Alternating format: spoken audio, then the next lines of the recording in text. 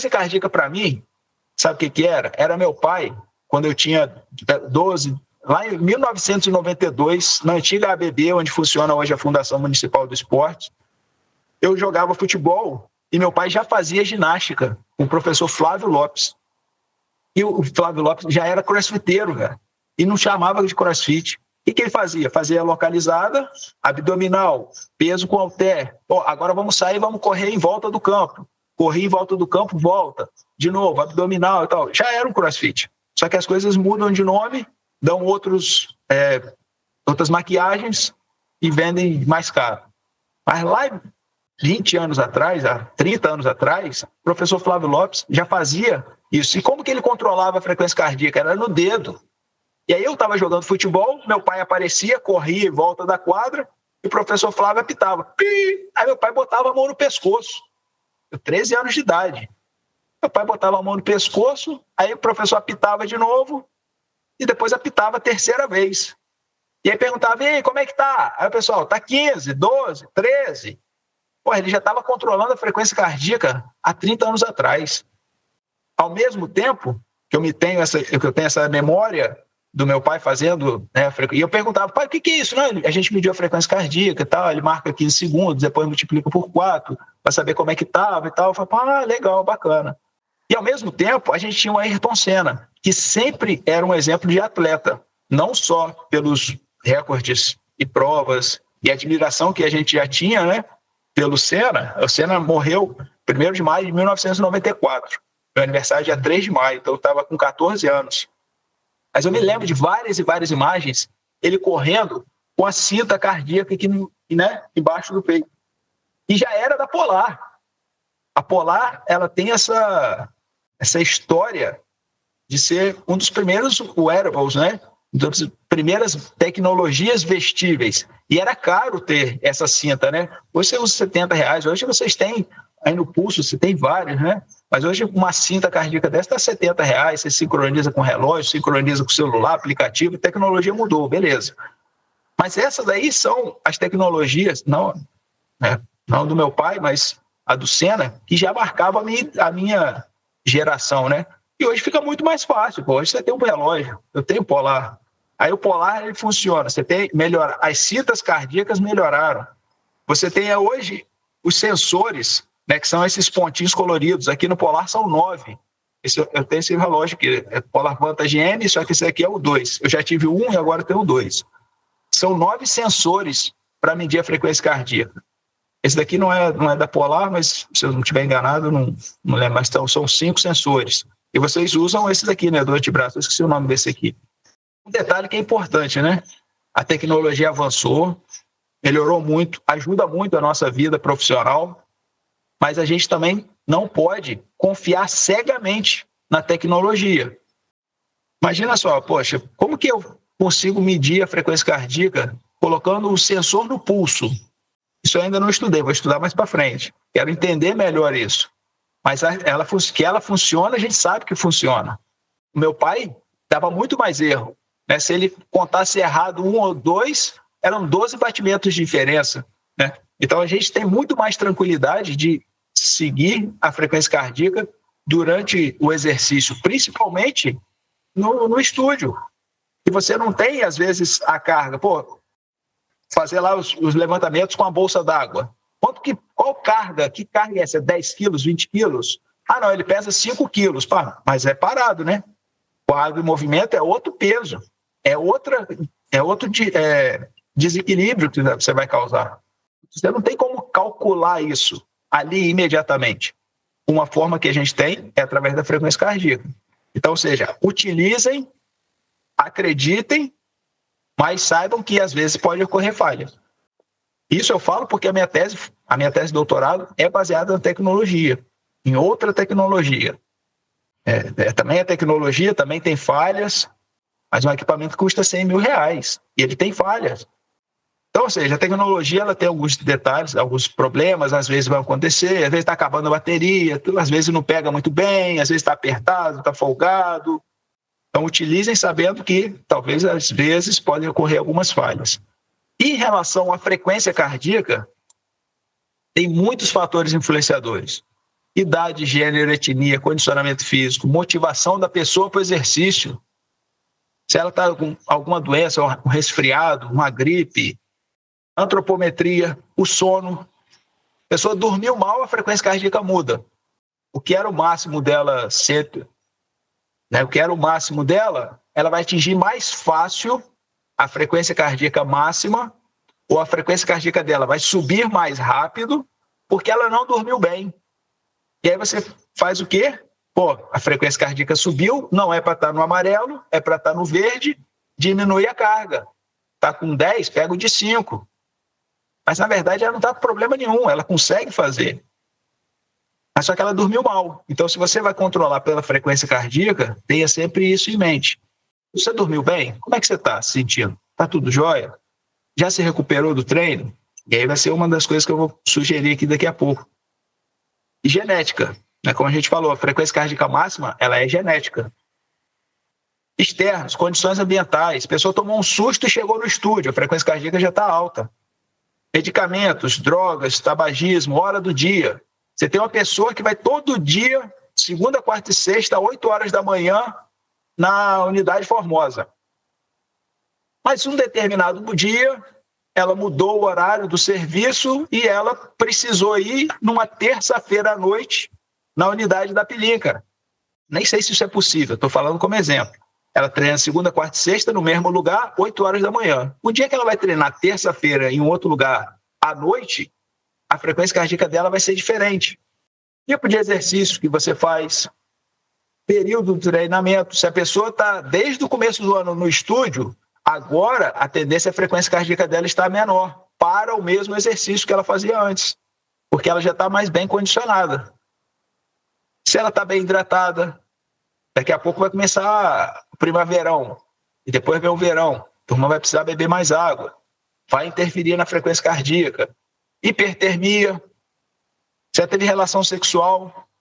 Agora, depende da intensidade e da duração, né? Tipo de recuperação, namorou a noite toda e dormiu no outro dia. Então depois ele vai estar melhor recuperado, né? Então a frequência cardíaca também volta. Protocolo de avaliação, overtraining, não é sobre corrida, vocês não fazem esse treinamento de corrida. Mas tem um outro aspecto também, quando a gente faz a corrida, que é o desvio cardiovascular. Após 15 minutos de uma atividade contínua, corrida, por exemplo, mesmo que a pessoa, o azulzinho, mantenha a velocidade, a frequência cardíaca em vermelho tende a subir. Certo? Isso chama de desvio cardiovascular. Por desidratação, por cansaço, a frequência cardíaca tende a subir para o mesmo exercício. Então, se você não sabe que ocorre, chama de desvio cardiovascular ou drift cardíaco. Se você não sabe que isso acontece, o que vai acontecer? Você vai passando o tempo, fala assim, rapaz, sua frequência cardíaca está aumentando. Ah, professor, mas eu estou na mesma velocidade. Não, diminui um pouquinho o ritmo porque está ficando muito forte. E, na verdade, ela consegue manter o ritmo, a velocidade que ela está correndo, né? Mas, por desidratação, por cansaço, a frequência tende a aumentar com o passar do tempo em atividades contínuas. Só uma informação para quando vocês, já que a gente está falando de frequência cardíaca, eu achei que era uma informação interessante, já que também vocês não são apenas treinadores dentro do estúdio, né? Tem toda uma vida pela frente aí. Quando a pessoa começa a treinar, a frequência cardíaca dela diminui em 10 batimentos após a 5ª semana de treinos. Ela começou a treinar. Um mês depois que ela está no estúdio, o mesmo exercício que ela fazia antes está mais fácil. A frequência cardíaca dela tende a diminuir. Nisso, você já consegue mostrar para ela o quanto que ela está melhorando, está adaptada fisiologicamente, o quanto que ela está evoluindo, o quanto que o exercício está sendo positivo para ela. Porque se aí você fala, olha, você lembra que quando você chegou aqui, você fazia esse exercício com 5 quilos e terminava mal? Olha só, agora você já está com 5 quilos, terminando muito bem. E o reflexo disso vai ser na frequência cardíaca. Então, ou seja, a cada 5 semanas, a tendência é que se a pessoa treinou direitinho, né, a frequência cardíaca diminua. E aí você pode usar isso, mais uma informação que vocês têm para usar a favor de vocês. Bem, aproveitando, já que esse vídeo vai para o YouTube também, tanto para vocês que estão aqui, como quem vai ver depois, né? Inscreva-se aí no canal, ué. Estou chegando nos 700 inscritos nesse momento no canal do Mestres da Corrida. E compartilhe com seus amigos também, tragam mais pessoas. Tira um print, bota lá no Stories. Vamos fazer a informação circular. Mostre para as pessoas que vocês estão numa empresa que se preocupa com o seu conhecimento. E hoje em dia, Fabrício com certeza já passou muito por isso. Tem empresa, tem assessoria de corrida. Eu estou conversando todos os dias com algumas dezenas de treinadores do Brasil. O mestre da corrida hoje já são 60 mestres, desde de Roraima, Boa Vista, até São Leopoldo, no Rio Grande do Sul. Tem 60 pessoas espalhadas pelo Brasil todo, Nordeste, Centro-Oeste, Sudeste, que é um monte e tal. Então, converso todos os dias com os treinadores. Sabe qual a preocupação que eles têm enquanto empresa, enquanto donos de empresa? Cara, se eu treinar o meu funcionário, ele vai ficar melhor do que eu e vai embora. Ele vai abrir a concorrência. Como que eu vou treinar o cara para ser o meu funcionário, o meu colaborador, e depois ele vai abrir uma concorrência? Cara, que mente pobre. É um cara que não vai crescer, porque ele não vai dar conta de ter 100 atletas sozinho. Ele vai precisar se expandir. Pô, como é que uma pessoa chega a 7 unidades fora de campus, fora do estado? Se ele não quiser crescer, se ele não quiser se preocupar em melhorar o seu atendimento, o conhecimento dos seus colaboradores, fazer isso aqui que ele está fazendo, ninguém cresce sozinho, ninguém evolui sozinho, ninguém cresce sozinho. Você quer crescer, quer evoluir? Então, evolua quanto mais pessoas você puder ao seu lado, que você vai mais longe. Então, bota lá no Stories, mostra para as pessoas que você está numa empresa que se preocupa com o seu conhecimento, que não tem medo do que vai acontecer no futuro, porque sabe o que está fazendo no agora, no presente. Aí, Fabrício, essa daí é a equação, a melhor equação para medir a frequência cardíaca máxima, que é do Tanaka, que é do 2001. 208,75 menos 0,73 multiplicado pela idade. Aliás, não é menos não, é multiplicado pela idade. Essa aqui é a equação mais fidedigna, né? Sabe por quê? Porque o 220 menos a idade, ele não tem pai nem mãe. É uma equação que ninguém sabe como ela surgiu, de onde ela surgiu, né? Então, muita gente fala assim, é do Karvanen. Usa a equação do Karvanen, 220 menos a idade. Sabe o que esse Robert Roberts fez? Ele tem um livro de fisiologia que eu uso, né, como professor, e um livro muito bom de fisiologia. Ele foi entrevistar o Karvanen. Como que é essa história de 220 menos a idade? Como que surgiu essa equação? Ele falou assim, não fui eu que fiz, não. Aí ele falou, mas como não? Não, foi o sueco lá, foi o Ostrom, Per-Olof Ostrom. Aí foi perguntar para o Ostrom. Ele disse, não, também não fui eu, não. Eu vi não sei aonde. Ou seja, é uma fórmula que não tem embasamento científico, não tem pai, não tem nenhum artigo científico validando, e ela é uma das que tem maior erros, desvio padrão. Dá mais ou menos 10 a 12 batimentos para cima ou para baixo. Então, quando você faz o cálculo, você sabe que 220 menos a idade, menos 40 anos, então 180 batimentos de frequência cardíaca máxima. Então você já sabe que a pessoa pode ter de 170 a 190 batimentos como a máxima, porque você tem uma falha muito grande aí dos 180. Tem uma falha, né, esse desvio é muito grande com essa. Só que é muito mais fácil, né?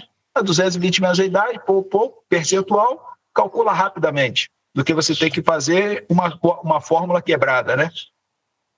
E uma outra fórmula. E aí, em relação à corrida, se você não quiser calcular a frequência cardíaca máxima da pessoa, você quer descobrir a frequência cardíaca máxima real, você pode fazer um teste da pessoa correr 75 segundos, desculpa. Pede para ela correr com a máxima velocidade durante 75 segundos. Você vai atingir a frequência cardíaca máxima real dessa pessoa. A frequência cardíaca de reserva eu ia comentar, mas vou comentar, mas não vou... Ela é melhor do que a frequência cardíaca máxima, só que você tem que calcular mais, tem que fazer mais cálculo, então não é muito... É mais para um trabalho personal, né? Digamos assim. E aí você tem que fazer frequência cardíaca máxima menos a frequência cardíaca de repouso, pessoa deitar durante 5 minutos, ou de preferência, dormir com o relógio e ver qual foi a menor frequência cardíaca dela durante a noite, multiplicar pelas intensidades, 50%, 60%, 70%, 80%, depois soma com a frequência cardíaca de repouso. Isso é a frequência cardíaca de reserva. Por que ela é melhor do que a máxima? E tem uma relação direta com o VO2 máximo, então 50% da frequência cardíaca de reserva representa 50% do VO2 máximo. 88% da frequência cardíaca de reserva significa que a pessoa está a 88% do VO2 máximo. Por conta disso, ela tem um cálculo mais preciso e ela tem uma reserva cronotrópica de idade e nível de treinamento. Então, por exemplo, 220 menos a idade, 30 anos, 190 batimentos, 60%, 114, 70%, 133. Com a frequência cardíaca de reserva, a gente tem a frequência cardíaca máxima com a do Tanaka, 187 batimentos. Então, aqui era 190, aqui foi 187. Uma frequência cardíaca de repouso de 61 batimentos, então você tem que 60%, fazendo esse cálculo, né? Frequência máxima menos repouso, intensidade mais repouso, você vai ter 60%, 136 e 70%, 149. Olha a diferença de você usar 220 menos a idade e a frequência cardíaca de reserva com a fórmula do Tanaka. E quanto aqui, esse daqui para ele é o azul, né? A zona 2, 60% a 70%. Nesse 220 menos a idade, vai ficar de 115 a 130. Enquanto que a frequência cardíaca de reserva, ele ficaria de 136 a 150 batimentos. É muito mais preciso esse cálculo nesse caso, né?